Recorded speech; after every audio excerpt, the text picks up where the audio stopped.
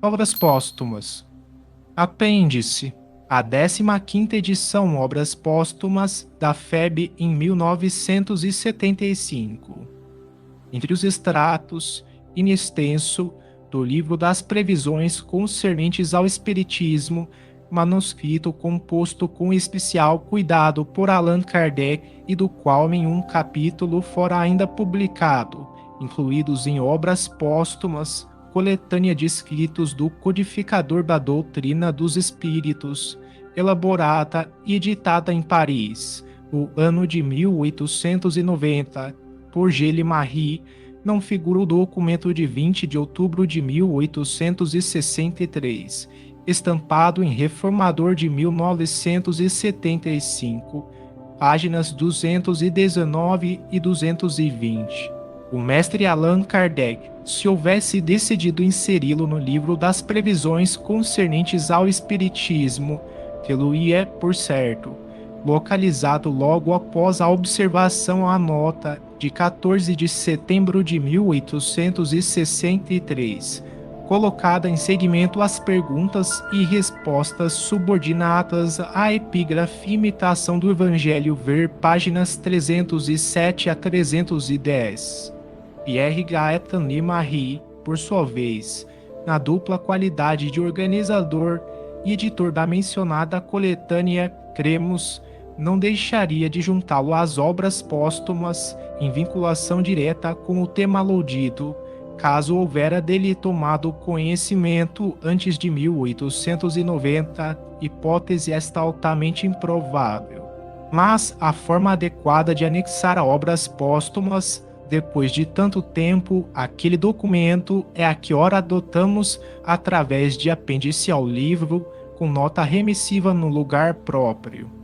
Um caso de segunda vista, página inédita de Allan Kardec, nota 1. Nota 1. Da direção da FEB, no curso da pesquisa que vimos realizando a respeito de Allan Kardec, reunindo dados para uma série de artigos que começamos a publicar em 1974 no Reformador. Nota da redação.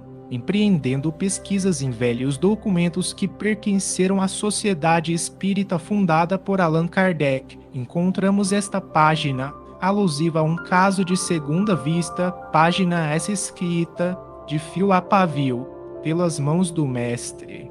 Apressamo-nos, assim, em reproduzi-la. Imitação do Evangelho. Fenômeno da clarividência. Paris, 20 de outubro de 1863. A senhorita V, natural de Lyon, é dotada de uma notável segunda vista, conseguindo não só ver os espíritos no estado normal, sem que esteja sonambulizada, como também observar, com grande precisão, os fatos que se desenrolam à distância. Uma vez em Paris, onde veio passar alguns dias, deliberou visitar-me na rua Saint-Chane, tendo encontrado minha esposa, vez que, desde meu retorno de Saint-Adresse, me havia eu retirado para seguir, a fim de, com mais tranquilidade, trabalhar em minha obra sobre o Evangelho. Nosso encontro foi impossível, em vista de ter a senhorita empreendido viagem de regresso ainda naquela tarde. Mas, durante a conversa com minha esposa, dizia esta, uma vez que não podereis avistar-vos com meu marido, o que ele muito lamentará, não podereis transportar-vos em espírito até onde se encontra e vê-lo? Por um instante, recolheu-se a senhorita e disse, sim, vejo-o. Acha-se num aposento muito iluminado, no pavimento térreo. Há ali 3 janelas. Oh, e como tudo é alegre. A casa é circundada por jardins. Por toda a parte árvores e flores. Tudo respira calma e tranquilidade. Ele está sentado, próximo a uma janela, trabalhando. Está cercado por uma multidão de espíritos que lhe conservam a boa saúde.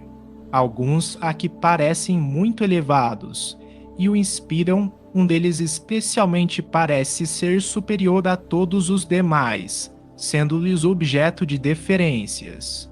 Pergunta: acaso percebeis a natureza do trabalho de que meu marido se ocupa? Resposta: um momento. Vejo um espírito que segura um livro de grandes proporções. Abre-o e mostra-me o que se acha escrito. Leio o Evangelho. Observação: com efeito, trabalhava em meu livro sobre os Evangelhos, e cujo título constitui-se ainda em segredo para todos. A senhorita V não poderia conhecê-lo. Quanto à minha esposa, ignorava ela se, naquele momento, me ocupava disso ou de outro qualquer assunto. Nada, consequentemente, podia influenciar o pensamento da clarividente. A descrição dos recantos é, além do mais, precisa, sendo de ressaltar que ela jamais viu esses lugares. A peça onde me instalara está provida de exatamente 3 janelas, o que não é comum, e, de todos os lados, confina com os jardins. Minha esposa ignorava estivesse eu nesse cômodo, que é o salão. Poderia, com muito maior probabilidade, supor-me no escritório.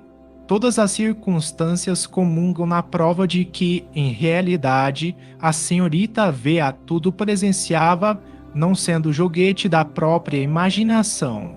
Tal fato constitui-se, para mim, numa prova do interesse que os espíritos tinham por esse trabalho, bem como da assistência que a mim dispensam e a minhas atividades. Allan Kardec. Deparou-se-nos a página, ora transcrita, estampada na Revista Spirit de 1º de novembro de 1904, 47º ano, até então inédita. Sugerimos aos nossos leitores o exame a propósito do assunto de que se ocupava o codificador, em seguir, imitação do Evangelho posteriormente, como o conhecemos hoje, o Evangelho segundo o Espiritismo, das páginas 307 a 310 de Obras Póstumas 15ª edição da FEB, 1975, as quais contêm considerações dos espíritos e de Allan Kardec sobre o aspecto religioso do espiritismo, a influência do novo livro na opinião pública e a reação clerical, que, daí em diante, seria severíssima. O mestre, segundo lhe diziam do alto, teria de, brevemente, apresentar o espiritismo qual ele ia, mostrando a todos onde se encontra a verdadeira doutrina ensinada pelo Cristo. Na página 309, por exemplo, Kardec analisa uma comunicação que fora dirigida de Paris, versando sobre a mesma matéria.